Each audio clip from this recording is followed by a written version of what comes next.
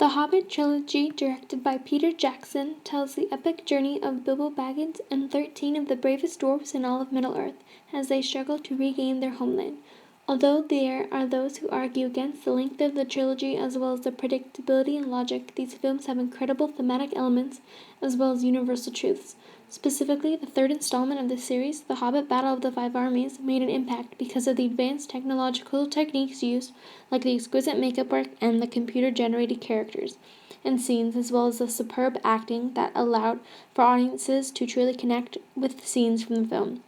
The Hobbit Battle of the Five Armies is a cinematically exceptional film and contains messages of the dangers of greed and the importance of family. Peter Jackson is a unique director because of his ambitious attitude towards using innovative film techniques. Often people complain that his movies look too much like real life.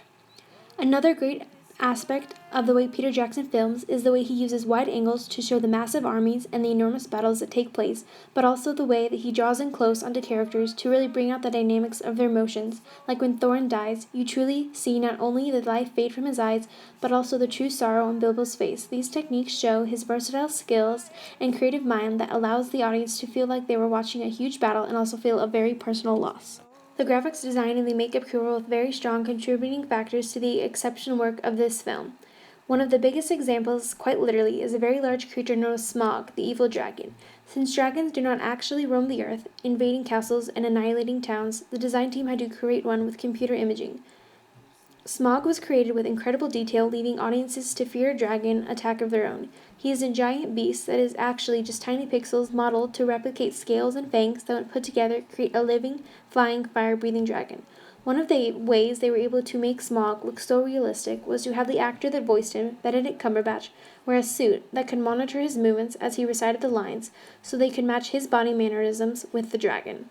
The CGI of the dragon was remarkable and innovative, as well as all of the computer animated scenes in the movies. One of the themes is the danger of greed and how this can lead to war. J.R.R. Tolkien expertly portrays this subject in his books because of his personal experience while serving as a lieutenant in World War I. In Peter Jackson's film, Thorin, the newly claimed king, becomes sick with greed after reclaiming the castle and the mounds of gold and treasure that reside there. This greed leads him to turn against his own family and company, to break his word and let his fellow dwarves go to war while he remains safely behind his throne. Even though this is a fictional tale, it contains similarities to the world today. World leaders allow their countrymen to go to battle over land and resources that should pale in comparison to human life. J.R.R. Tolkien based some of the many battles that occur throughout all of his books and Jackson's movies off of battles he fought in. The story may be fantasy, but there are clearly elements of these battles that were inspired by the fact that Tolkien had lived through one of the biggest, bloodiest wars in history.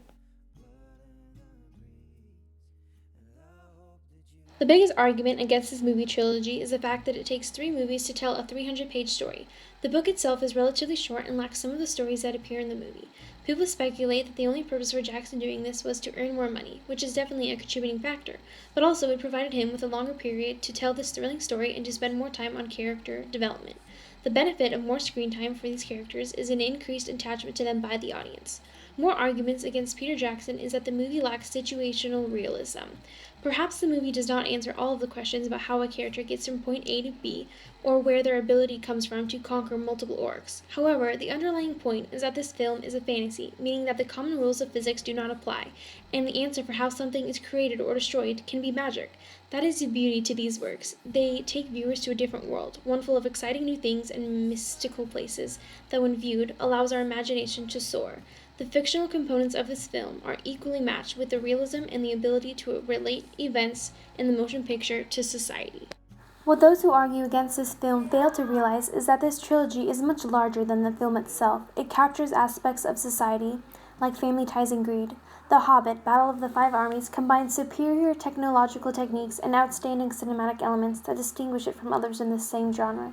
Peter Jackson's film is not only one for entertainment, but also for an escape to a fictional world and for learning and realization about the world today.